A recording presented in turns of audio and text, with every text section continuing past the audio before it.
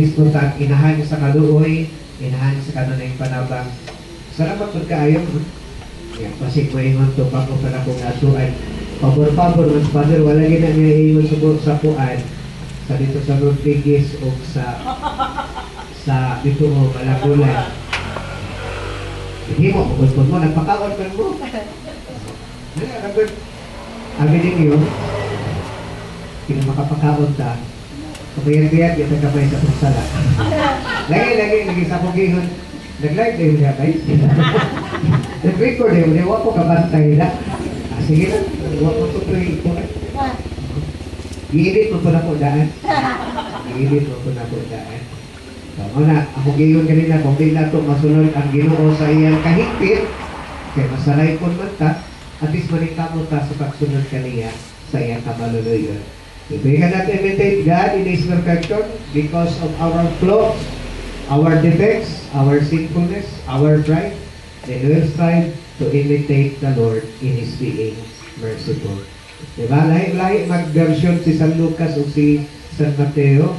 Si San Mateo, naingon siya, be perfect as your heavenly Father is perfect. Pag mahingpit ka mo sa mga mahingpit, at sa mga hingpit ang iyong mamahan. Kang San Lucas, Luke 6:36, naingon siya, be merciful as your Father is merciful.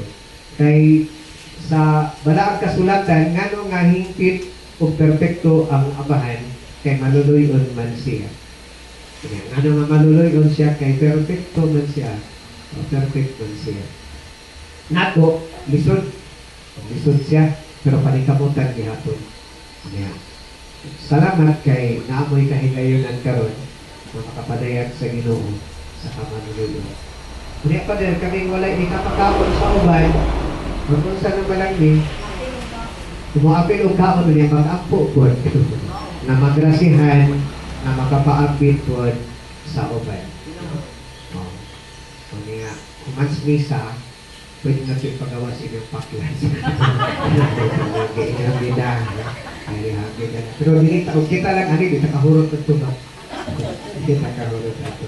Mga ni aming dot po, kaya basta mag-andam ganita, namang diri pakapit. Asa na nagasukan, sa naghingapin, nakaluoy o grasya sa Ginoo. Sarap nito na siya, usually kini mangandam ta ato maging pasubraan. Bawi-bawi na ito pakapit na istorya usahay ba? Patis bawi-bawi. Balansi kinabuhi ka. Mahal na mong inahan sa kanunayang panabang, igapo mo ka.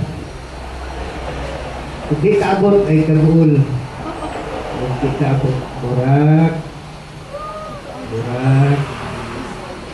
murag hapit.